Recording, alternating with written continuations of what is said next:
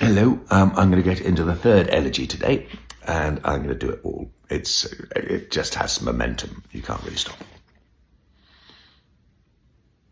One thing it is to sing of the beloved. Another thing, alas, to celebrate the guilty blood. That hidden river god. She knows him from afar. What knows the youth of that imperious godhead of desire, which, when he was alone, before his love had tamed the god, oft in his love's despite, reared itself up, all dripping from its own mysterious sea, and summoned up the night to endless challenge? Neptune of the blood, with fearful trident, blows from his dusky breast a wind throughout the spiral-twisted shell. Hark how the night scoops out its hollow cave. Is it true, O stars, that youth's desire descends from you to the beloved's face and finds your candid image mirrored there? It was not you, alas, nor yet his mother, who toward expectation arched his brows. It was not you, his secret lover to him, who bent his lips into a richer bow. Think you that, moving like the wind at dawn, your airy coming would have shaken him? True, you appalled his heart, but older fears rushed in to swell the shock. Call to him. His unlighted pilgrimage still holds him by a thread, for even your cry suffices not to free him quite. He'll make a strong attempt, leap out and bring to rest his lightened burden in your secret heart, there to collect himself and take his birth. But was this work his own? You, mother, were alone at the inception of him, when you gave him his tiniest birth. You it was who moulded round his gaze the friendly world, repelled the hostile world. Oh, whither are gone those years in which your form, slender and tall, hid tumid chaos from him? Much did you hide from him thus. In the awful night you rid him of his room of fear, and from the refuge of your heart took out a comforting breath, filling with human shape his empty night. You set the nightlight too, not in the darkness, but in your nearer presence to him there, a lighted image of your tenderness.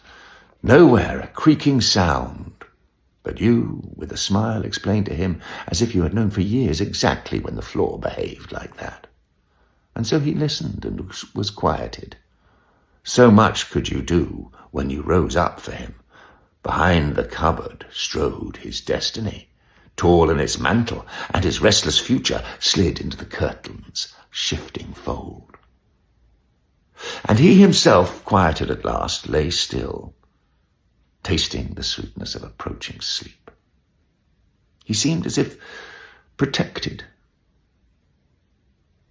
But within, who could arrest the floods of heritage? Ah, there was no precaution in that sleeper. He slept, but in the fever of a dream, and opened out the floodgates to himself. Young and shy, he was caught up and ensnared, already twisted into pattern by the forward creeping tendrils of his blood.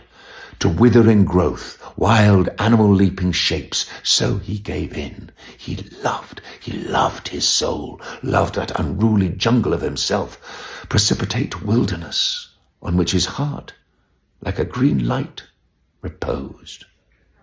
So he forsook his soul, tearing himself up by the roots with stark primeval leap out of a tiny birth, but they by then outgrown. With love he climbed down into the ancient blood, into the gorges where the terror lay, still surfeited with his father's blood. Each horror knew him, nodded and seemed to understand, yet even she he dreaded, smiled at him. Seldom, O mother, did you smile so tenderly. How should he find it in his heart to spurn the smile he loved before yourself? For when you carried him within you, in the womb, it was already there, dissolved out in the liquid element that gently bears the growing child. For we are not like the flowers, whose love is rounded by a single year. Our love makes strength undreamed of rise like sap into your arms. O daughter, mark this well. We loved not the one single future child, but those within us, seething numberless. The fathers, like the ruins of a mountain, resting in the deeps of us, the dry riverbed of former mothers, the whole mute landscape under a cloudy or clear-skied destiny. All these, O daughter, came before yourself. And you, indeed, what do you know? You beckoned past ages up in him you loved. What feelings writhed up from his nature's transformation? What vengeful ghosts of women, what obscure figures of men did you rouse in his youthful veins? Dead children stretched their hands to you, imploring, softly, softly, do a deed of love for him. A day's work that will rest, lead him up near the garden, yield to him each night's transcendency, and cherish him. Wow.